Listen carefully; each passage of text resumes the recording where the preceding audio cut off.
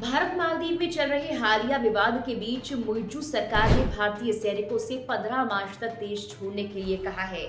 मालदीव के विदेश मंत्रालय ने बताया कि दोनों देश भारतीय सैनिकों की वापसी की प्रक्रिया शुरू करने को लेकर तैयार हो गए हैं। आंकड़ों के हिसाब से मालदीव में फिलहाल 88 भारतीय सैनिक हैं। मुइज़्ज़ू ने अपनी जीत के साथ ही इन सैनिकों की वापसी का मुद्दा उठाया था, लेकिन आखिर मालदीव में भारतीय सैनिकों की तैनाती क्यों की गई? इसके पीछे किसका हाथ है, कांग्रेस या मोदी सरकार? आइए इस वीडियो में समझने की कोशिश करते हैं। नमस्कार, मेरा नाम है मेघना सचदेवा। साल 2023 में ही मालदीव में इंडिया आउट के नारे ने जोर पकड़ा।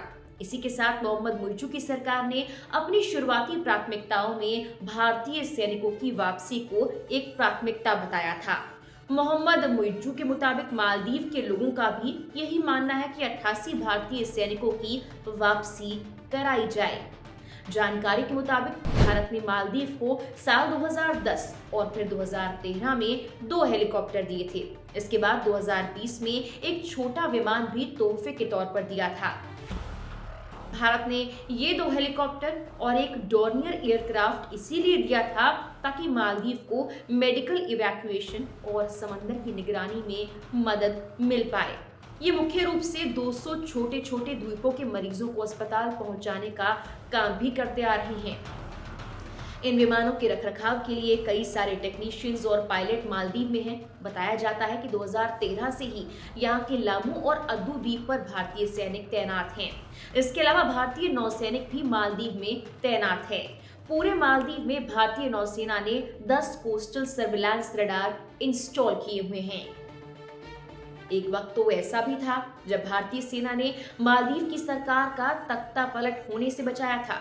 बात है 3 नवंबर 1988 की, जब मालदीव में विद्रोह हुआ। श्रीलंका से आए उग्रवादियों ने मालदीव में तख्ता पलट की कोशिश की। 3 तारीख को ही मालदीव के तत्कालीन राष्ट्रपति मामून अब्दुल गयूम भारत आने वाले थे, लेकिन उस वक्त भारतीय प्रधानमंत्री राजीव गांधी के कार्यक्रम के चलते ये दौरा टल गया था।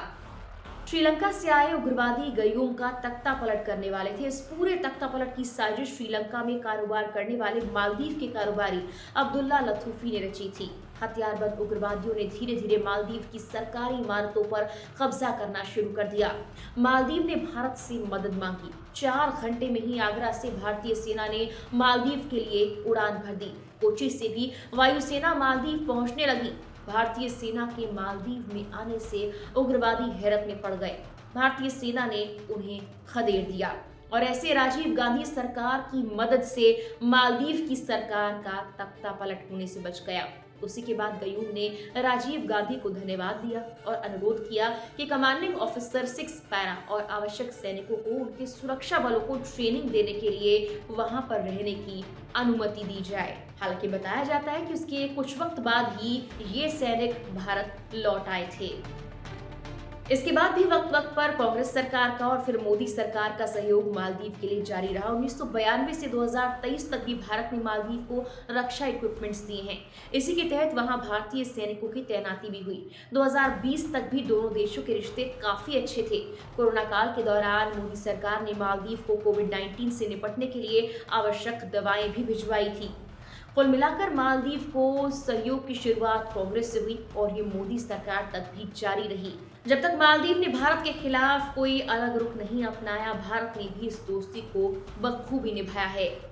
मोहम्मद मुइज़्ज़ू की पार्टी ने चुनाव प्रचार के दौरान पूर्व राष्ट्रपति सोली पर गुपचुप तरीके से भारत से डील करने का आरोप लगाया था और कहा था कि यही कारण है कि मालदीव में भारतीय सैनिक तैनात हैं।